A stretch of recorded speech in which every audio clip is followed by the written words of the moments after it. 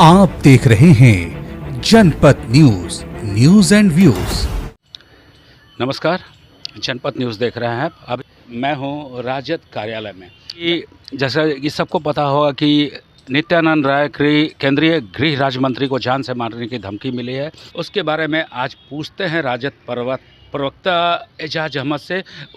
उसके बारे में वो क्या अपनी प्रतिक्रिया दे रहे हैं। क्यों सर, नित्यानंद राय जो केंद्रीय गृह राज्य मंत्री हैं, उनको जान से मारने का धमकी मिली है। उसके बाद बीजेपी विधायक संजीव चौरसिया ने कहा कि पूरा का पूरा जंगल राज आ गया है।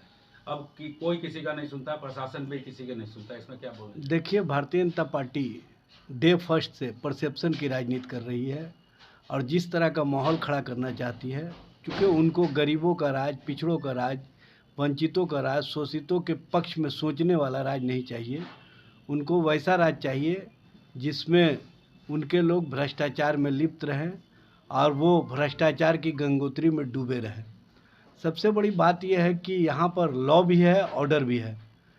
सिर्फ नहीं दिख रहा है तो वो भारतीय जनता पार्टी को, आम लोगों के बीच जाइए, आम लोग बताएंगे कि यहाँ पर सरकार किस तरह से काम कर रही है। सरकार जो ज़ीरो टॉलरेंस की नीति है, जो हमारी सरकार की नीति है कि ना किसी को फंसाते हैं ना किसी को बचाते हैं, जो न्याय की व्यवस्था है उस व्यवस्था में हम पूरी तरह से सजग होकर के काम कर रहे हैं और स्पष्ट रूप से दिख रहा है कि अपराधियों को नकेल कसने में हम पूरी तरह से कामयाब हुए हैं।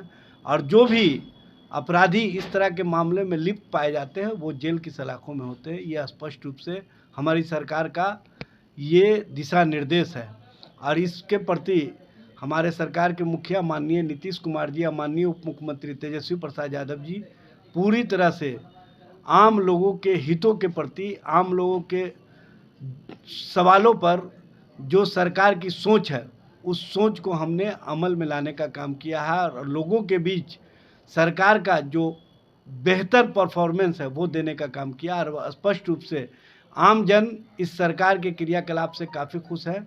सिर्फ नहीं खुश है तो वो भारतीय जनता पार्टी के लोग, क्योंकि भारतीय जनता पार्टी के लोग जिस दिन से बेरोज़गार हुए हैं और यहाँ पर बेरोज़गारी के बाद जो इनकी बौखलाहट है, जो बेचैनी है, जिस तरह से ये अपराध के मामले को, अपराध को बढ़ा चढ़ा करके प्रस्तुत करते हैं, जबकि सबको पता है कि बिहार अपराध के मामले में देश में 25वें 26वें स्थान पर है, जबकि जो दिल्ली गृह मंत्री के हाथ में है, गृह राज्य मंत्री के हाथ में है, वहाँ पर स्थिति क्या है?